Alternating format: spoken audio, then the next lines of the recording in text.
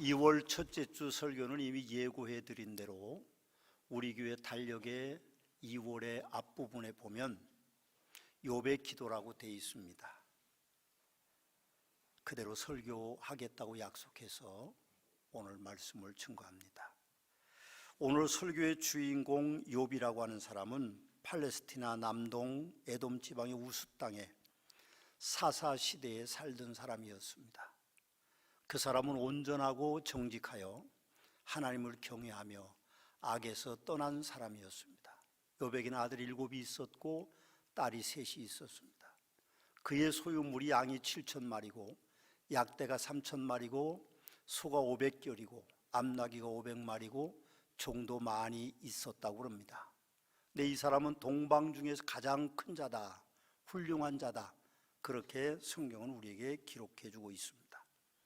특별히 욥을 동방 사람 중에 가장 훌륭한 자로, 전에 우리가 쓰던 성경에는 가장 큰 자로 칭하는 여러 이유가 있는데, 그 첫째는 믿음의 가정을 이루기 위해 몸부림치는 가장이었기 때문에 욥을 가장 큰 자다, 가장 훌륭한 자라고 성경은 말씀하고 있는 것입니다. 욥기 1장 4절과 5절에 보면 아들들이 자기 생일에 각각 자기 집에서 잔치를 베풀고 그의 누이 3명도 청하여 함께 먹고 마시더라. 그들이 차례대로 잔치를 끝내면 욥이 그들을 불러다가 성결하게 하되 아침에 일어나서 그들의 명수대로 번제를 드렸으니 이는 욥이 말하기를 혹시 내 아들들이 죄를 범하여 마음으로 하나님을 욕되게 하였을까 함이라. 욥의 행위가 항상 이러하였다. 그렇게 기록하고 있습니다. 하나님 앞에 자기의 가정의 모든 자녀들 가정까지 온전하게 되기 위해서 항상 노력하는 그 가장이기 때문에 그를 가장 큰 자라고 말하는 것입니다. 또 다른 특별히 욥을 가장 훌륭한 자다, 가장 큰 자로 칭하는 이유 중에 하나는 그가 고난 중에도 하나님을 신뢰하는 믿음을 잃지 않은 데에 있습니다. 자녀 10명이 하루아침에 광주 아파트 붕괴 사고같이 건물이 붕괴됨으로 모두 죽었습니다.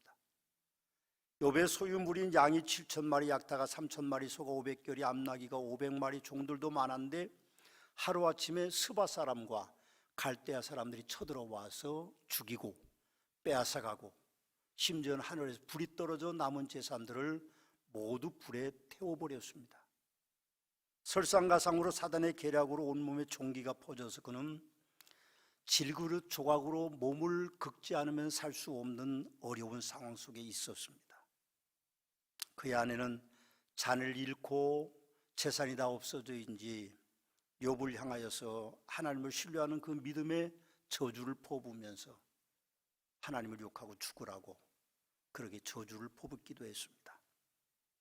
그러나 욥은 그런 중에도 겉옷을 찢고 머리털을 밀고 땅에 엎드려 예배하면서 내가 모태에서 알몸으로 나와 싸운 적 또한 알몸으로 그리로 돌아가올지라. 주신이도 여호와시요 거두신이도 여호와이시니 여호와 이름이 찬송 받으실지어다 하고 욥이 범죄하지 아니하고 하나님을 향하여 원망하지 아니했기 때문에 성경을 기록한 저자는 그를 동방의 큰 자다, 가장 훌륭한 자라고 표현하고 있는 것 같습니다. 또 하나 제가 발견한 것 하나는 특별히 욥이 가장 큰 자다, 가장 훌륭한 자라고 표현하는 한 가지는 고난 중에 위로하기 위해 찾아오는 친구들이 있으니까 그는 훌륭한 자라고 표현하고 싶습니다. 옛말에 고을 원님네 강아지가 죽으면 문상객이 많고 고을 원님이 죽으면 문상객이 적다는 말이 있습니다. 욥이 모든 것을 잃었습니다. 심지어는 아내도 자신을 배신했는데 그를 찾아오는 3명의 친구들이 있었습니다. 대만 사람 엘리바스, 그리고 수아 사람 빌닷, 나아마 사람 소발이 욥을 유문하기 위해서 찾아왔습니다. 근데 그 친구들이 얼마나 대단한가 하면 그를 찾아올 때 멀리서 눈을 들어보니까 욥이 전과 같지 않습니다. 몰골이 초개하고 그의 집은 다 무너졌고 그의 곁에는 아무도 없으니까 그들이 멀리서 보고 욥인 줄 알기 어렵게 되므로 일제히 소리 질러 울면서 각기 자기의 겉옷을 찢고 하늘 향하여 뒷걸을 달리면서 자기 머리에 뿌리고 밤낮 7일 동안 그와 함께 앉아 있었습니다. 그러나 7일 동안 그 친구들은 아무도 말하는 사람이 없었다고 그랬어요. 참 훌륭한 친구들이죠.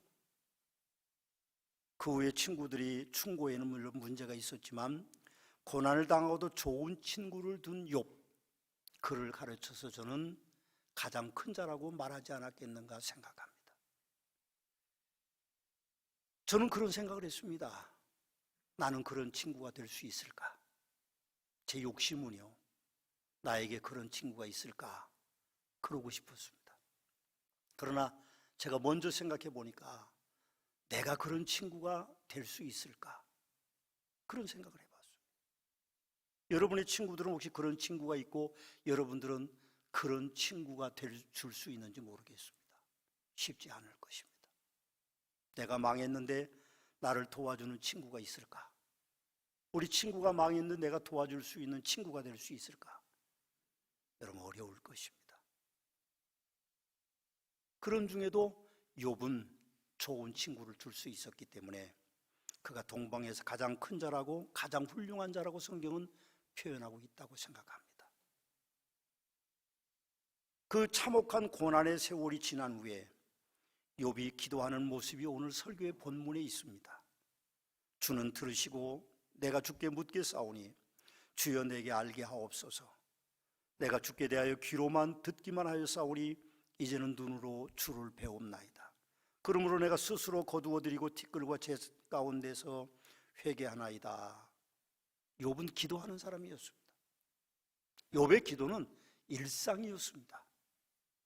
욥은 기도의 사람이었다고 표현할 수 있습니다. 그는 활동하기 전에 미리 기도하고 그렇게 하나님의 영광을 구하는 사람이었습니다. 자네들이 죄를 지을까요? 하나님께 자네의 명수대로 번제를 드리는 사람이었습니다. 욥기 1장 5절에 보면 그들이 차례대로 잔치를 끝내면 욥이 그들을 불러다가 성결하게 하되 아침에 일어나서 그 명수대로 번제를 드렸으니 이는 욥이 말하기를 혹시 내 아들들이 죄를 범하여 마음으로 하나님 욕되게 하실까 함이라 하고, 성경은 뭐라고 말합니까? 욥의 행위가 항상 이러했다, 그렇게 이야기합니다. 욥은 항상 하나님 앞에 기도하는 사람이었습니다. 성도인 우리도 욥처럼 매일매일 기도로 시작해야 됩니다.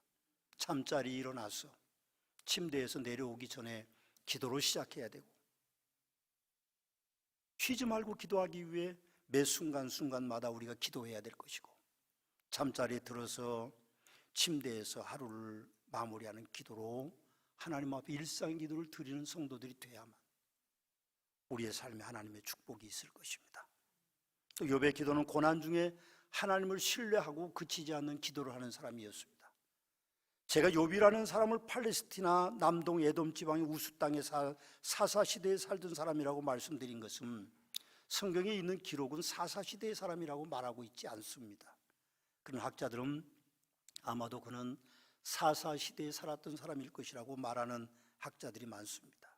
제가 왜 그렇게 그를 에돔 지방의 우스 땅 그리고 사사시대에 살던 사람이라고 강조하고 있는가 하면, 사실 욥의 삶이 너무 고난의 삶이기 때문에 그렇습니다. 어떤 이들은 그래서 욥은 실제 인물이 아닐 것이다, 이건 어떤 희곡일 것이다, 그렇게 말하는 사람들이 있습니다. 너무 그 삶이 참혹했기 때문에 그를 실제 인물로 생각하지 않는 사람들도 있습니다. 하루아침에 동방의 부자의 집안이 망했습니다. 아들, 딸 10명이 하루아침에 죽었습니다. 전 재산이 이웃나라에 모두 빼앗겼고 하늘에서 심지어는 불이 떨어져서 다 살아버리고 말았습니다. 그리고 자녀 10명을 낳아주고 살을 맞대고 살아온 아내도 그를 배신했습니다. 이는 사단의 계략이었지만 하나님의 허락하심을 해서 온 것이라는 사실이 더욱 기가 막힌 일이기 때문에 저는 그 사람의 실제 인물이라는 것을 강조하고 싶습니다. 욥을 보십시오. 욥기 6장 9절과 10절 말씀에는 그렇게 말합니다. 나를 멸하시기를 기뻐하사 하나님이 그의 손을 들어 나를 끊어 버리실 것이라. 그리할지라도 내가 오히려 위로를 받고 그칠 줄 모르는 고통 가운데 기뻐하는 것은 내가 거룩하신 이의 말씀을 거역하지 아니하였음이라. 그렇게 말씀합니다. 기도합니다. 욥기 9장 12절 말씀에도 보면 하나님이 빼앗으시면 누가 막을 것이며 무엇을 하시나이까 하고 누가 물을 수 있느냐, 그렇게 그는 하나님 앞에 기도해야 합니다. 욥이 당한 상황 속에 우리가 있다면 우리는 어찌 해야 될까요? 저는 상상하기조차도 싫습니다. 그래도 혹시 생각해 보면 저는 지금 생각으로는 고난 중에 기도가 어려울 것 같습니다. 너무 큰 고난을 당하면요, 기도하기가 쉽지 않습니다. 눈물도 나오지 않습니다. 우리가 고난을 당해보면 알지만 어렵습니다. 그런데도 욥은 기도하고 있습니다. 내 주여 뜻대로 행하시옵소서. 온 몸과 영혼을 다 주께 드리니 이 세상 고락한 주 인도하시고 날 주관하셔서 뜻대로 하소서. 제가 방금 부른 549장 이 찬송은요, 1704년에 독일의 슈몰크 목사라는 분이 작사한 찬송입니다. 슈몰크 목사 부부가 성도의 가정을 신방을 다녀온 사이에 사택에 화재가 났습니다. 어린 두 아들은 그 화재 더미에 사택 안에 있었습니다. 두 아들을 잃고 슈몰크 목사는 오 주님, 살든지 죽든지 뜻대로 와서 외치다가 오늘 가사를 만들었다고 합니다. 내 주여 뜻대로 행하시옵소서. 큰 근심 중에도 낙심케 마소서.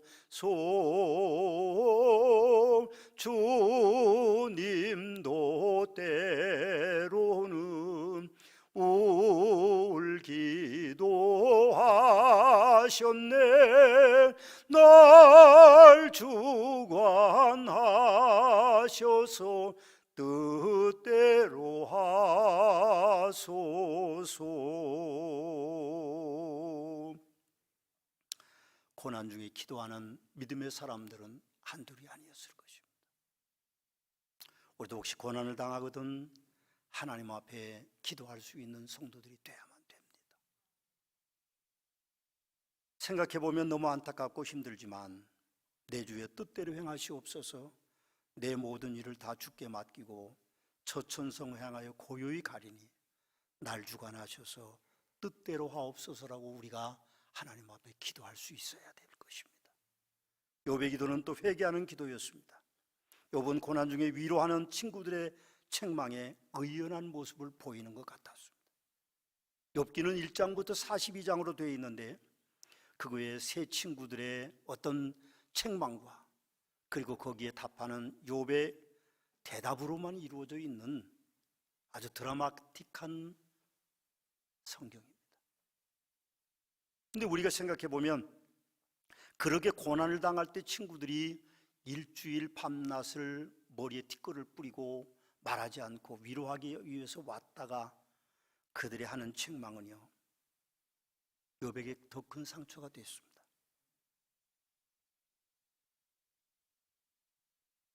그런데 욥은 그렇게 말합니다. 무지한 말로 이치를 가리는 자가 누구니까? 나는 깨닫지도 못하는 일을 말하였고 스스로 알 수도 없고 헤아리기도 어려운 말을 말하였나이다. 내가 말하겠사오니 주는 들으시고 내가 주께 묻겠사오니 주여 내게 알게 하옵소서. 내가 주께 대하여 귀로만 듣기만 하였사오나 이제는 눈으로 배움나이다. 그러므로 내가 스스로 거두어드리고 티끌과 재 가운데서 회개한다고 말합니다. 그의 친구들에게는 어떤 정당방위처럼 그렇게 하나님을 원망하지 않는 것처럼 말하지만 욥의 마음 한구석에는 하나님을 향한 원망이 있었던 것 같습니다. 여러분, 이 땅에 의인은 없나니 하나도 없다고 하나님은 말씀하십니다. 옳습니다.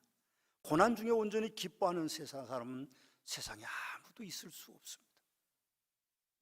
그래서 자기도 모르게 욥은 하나님을 원망하고 자기를 위로한다는 친구들을 향하여서 어쩌면 독설과 같은 독설을 퍼붓기도 하고 그렇게 살았습니다. 그러나 오늘 주님을 배웠고는 욥은 회개합니다. 여러분, 우리가 성도는 그 어떤 상황에서도 회개의 무기를 가지고 살아갈 수 있는 은혜를 입은 유일한 이 땅의 피조물입니다. 우리가 왜 죄를 짓지 않을 수 없습니다. 죄를 짓습니다. 안타깝게도 그렇습니다. 그래서 우리가 고난을 당합니다. 그럴 때 우리가 하나님 앞에 회개할 수 있다고 하는 것은요, 위대한 무기입니다. 우리들이 하나님 나라에 갈 때 우리가 회개한 것들은요, 책망받지 않습니다. 회개하지 않는 의인은 없나니 하나도 없는 것이기 때문에 그렇습니다. 그래서 욥도 내가 거두어드리고 티끌과 재 가운데서 회개하나이다라고 회개할 수 있었던 위대한 인물로 우리에게 등장하고 있습니다. 우리는 죄를 짓습니다. 사람을 미워하고요, 하나님에 향하여 원망할 때도 있습니다. 그러나 우리는 회개해야 됩니다. 회개하는 기도가 하나님의 앞에서는 의인이 되기 때문에 우리는 회개해야 됩니다. 또 욥의 기도는 감사하는 기도였습니다. 오늘 5절 말씀해 보면 그는 그렇게 고백합니다. 내가 주께 대하여 귀로 듣기만 하였사오니 이제는 눈으로 주를 배움나이다. 감사하는 거죠. 눈으로 주를 배운다고 말합니다. 42장 10절 말씀에는 친구들을 위하여 기도도 했습니다. 또 욥의 기도가 더욱 감사했던 것은 42장 12절에 17절 말씀해 보면 욥의 말년에 욥에게 처음보다 더 복을 주었으니 양 14,000과 낙태 6,000과 소 1,000결이와 암나귀 1,000을 두었고 또 아들과 딸 10을 두었으며 그 후에 욥이 140년을 살며 아들과 손자 4대를 보았고 욥이 늙어 나이가 차서 죽었더라. 그렇게 기록하고 있습니다. 그는 감사하는 기도를 140년 동안 계속할 수밖에 없는 그런 감사하는 기도를 하면서 살았던 사람입니다. 손양원 목사라는 분이 계십니다. 여순반란 사건이 일어났을 때에 그는 두 아들을 잃었습니다. 폭도들에 의하여서 그의 아들 친구인 안재선이가 예수 믿는 듯하는 단 하나의 이유 때문에 동인과 동신 두 아들이 총살을 당했습니다. 손양원 목사님 두 아들의 장례식에서 답사를 했습니다. 그는 물론 나는 나의 하나님이시여 꼭 이래야 되겠느냐고 울부짖었을 때에 하나님의 음성이 들렸습니다. 원수도 사랑하라. 그래서 그는 유엔군에 붙들려간 안재선 아들들을 죽였던 그 사람을 양아들로 삼았습니다. 그러면서 그는 아들 장례식에 10가지 감사 제목을 읽어 내려갔습니다. 나 같은 죄인의 혈통에서 순교자가 나와서 감사, 이런 보배를 하필 내게 맡겨주셔서 감사하다. 3남 3녀 중 가장 아름다운 두 아들을 하나님께 바친 것 감사, 하나들 순교도 귀한데 두 아들 순교해서 감사, 예수 믿다가 누워서 죽는 것도 큰 복이라 하거늘 전도하다가 총살을 당하니 감사, 미국 유학 가려고 준비하던 내 아들 미국보다 더 좋은 천국에 가니 감사하다라고 그는 장례식장에서 10가지의 감사 제목을 이제 답사로 봉독했습니다. 위대한 왕이었던 다윗도 시편 23편 4절에 내가 사망의 음침한 골짜기로 다닐지라도 해를 두려워하지 않을 것은 주께서 나와 함께 하심이라. 주의 지팡이와 막대가 나를 안위하시나이다라고 감사하면서 살았습니다. 적군이 침입했을 때 아들을 그를 배신해서 6개월 이상 궁에서 쫓겨나서 피난을 생활했을 때도, 그런 사망의 음침한 골짜기 있을 때도 하나님 그를 도왔다고 감사하는 시를 쓰고 있습니다. 우리가 감사하면서 살아야 됩니다. 혹시 남과 같이 그렇게 부유하지 못할 수도 있고 건강하지 못할 수도 있고 또 여러 가지 많은 어려움들이 있을 수도 있습니다. 그러나 오늘 욥처럼 우리가 감사하면서 사는 감사의 기도를 드릴 수 있는 성도들이 돼야만 됩니다. 그때 하나님은 그 기도를 응답해 주셨습니다. 본문 이후에 10절에 13절 말씀해 보면 욥의 기도 응답받은 내용들이 있죠. 욥이 그의 친구들을 위하여 기도할 때 여호와께서 욥의 곤경을 돌이키시고 여호와께서 욥에게 이전 모든 소유보다 갑절을 주셨습니다.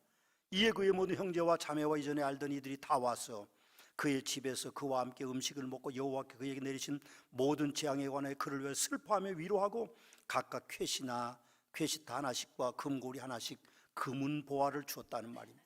여호와께서 욥의 말년에 욥의 처음보다 더 복을 주시니 그렇게 말씀하면서 재산은 12배, 자식들은 다시 10명의 자녀들을 주었습니다. 욥이 응답받은 3가지 기도가 있습니다. 그 첫째는 하나님과의 관계가 회복된 것입니다. 이전에는 내가 듣기만 했는데 이제는 눈으로 뵙는다고 말하고, 두 번째는 사람의 관계가 온전히 회복된 것입니다.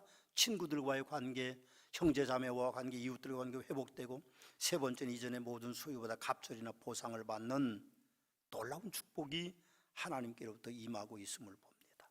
우리 서문화교회가 2022년에는 함께 기도해, 모두 함께 기도해, 그런 표를 가지고 있습니다. 우리 함께 기도의 표를 가지고 있는데 송부영신 예배 때부터 기도에 대해서 설교하고 있습니다. 성도들이 많이 기도할까? 또 혹시 기도에 응답받은 그런 내용들이 있을까? 제가 궁금했습니다. 그래서 우리 교구장님들에게 좀 자료를 모아달라 부탁해서 A4 용지 2페이지의 기도 응답을 제가 받았습니다. 그 내용을 여러분들과 좀 나누기를 원합니다. 심장 수술로 건강 지켜주심에 감사, 남편 좋은 현장에서 일하게 해주심 감사, 자녀 군입대 좋은 부대에 인도하심 감사, 코로나로 어려운 중에도 가족 건강을 평안케 하심에 감사, 알바 자리를 놓고 기도했었어요. 집하고 아주 가까운 빵집으로 가며 알바하기를 기도했어요. 또한 목장이 목요일마다 예배를 드리는데 예배에 방해되지 않는 일자리를 달라고 기도했더니 그 빵집에서 수요일까지만 일하게 해주셨습니다. 건강하게 지켜주고 재정적으로 채워주시고 가정예배 잘 드릴 수 있어서 감사, 아들 집 주심 감사, 사역자들과 1년 동안 함께해서 감사. 저희 아들이 큰 교회 파트 사역자로 일하다가 8, 9년 사역했는데 시험 들어서 수년 동안 쉬어서 다른 일을 하다가 금년에 전임 전도사로 부임하게 돼서 감사. 남편 이직을 위해 6년 전부터 기도했는데 좋은 조건으로 이직하게 해주심 감사. 아들 가정에 귀한 생명 달라고 기도했는데 쌍둥이를 주셔서 감사. 2020년 후반 겨울 둘째이자 꼭 딸아이를 갖기를 위해서 기도했는데 이듬해 바로 둘째이자 딸아이가 태어나서 감사. 3가지 소원하는 일이 모두 이루어져서 감사하다는 분도 계셨습니다. 시댁 막둥이가 그림을 너무 그리고 싶어 했는데 시부모님이 반대했는데 결국 그림을 그리기 시작했는데 이번에 영국 주립대학교에 1학년 패스하고 2학년으로 바로 입학하게 돼서 경사가 났고, 시아버님 암 조기 발견해서 무사히 수술 잘 받고 건강 좋아지셨고, 결혼 생활 11년 동안 6년을 주말 부부로 살았는데 대전으로 발령 나서 부부가 함께 살게 됐다서 감사할 내용들이 얼마나 많은지요. 우리가 기도합시다. 하나님은 응답해 주시는 하나님이시라고 우리에게 말씀합니다. 기도하시겠습니다.